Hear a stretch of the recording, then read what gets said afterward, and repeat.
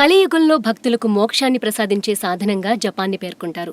జపించడం అంటే తనలో తాను స్మరించుకోవడం అన్న అర్థం వస్తుంది.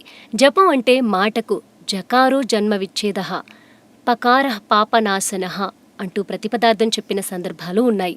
ఒక్క మాటలో చెప్పాలంటే తనకు ఇష్టమైన భగవంతుని నామాన్ని కానీ మంత్రాన్ని కానీ తరచూ స్మరించుకోవడమే జపం. జపం గురించిన ప్రస్తావన అనాదిగా వినిపిస్తూనే ఉంది. వేదాలలో తొలిసారి కనిపించిన ఈ మాట మనుస్మృతి, పతంజలి యోగ సూత్రాల్లో కూడా కనిపిస్తుంది.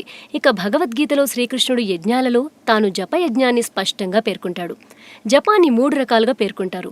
పైకి వినిపించేట్లుగా చేసే జపాన్ని వాచక జపం అంటారు. వినపడి వినబడనట్లుగా చేసుకున్న జపాన్ని ఉపాంశు జపం అంటారు.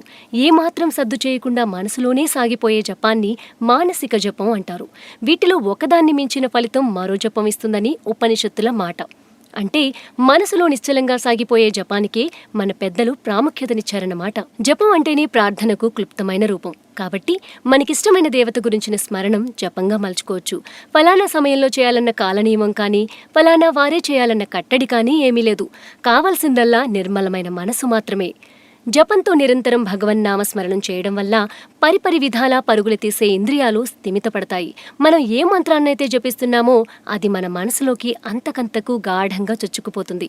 తొలుత బలవంతంగా కనిపించే ఈ ప్రక్రియ ఒక సాధనగా మారిపోతుంది. ఇలా కొన్నాళ్లు సాధన చేసిన పిమ్మట సాధకుడు అజపజపం అనే స్థితిని చేరుకుంటాడు. అంటే జపం చేయకున్నా కూడా మనసులోని ఒక భాగంలో నామస్మరణ నిర్విరామంగా సాగిపోతూనే ఉంటుంది.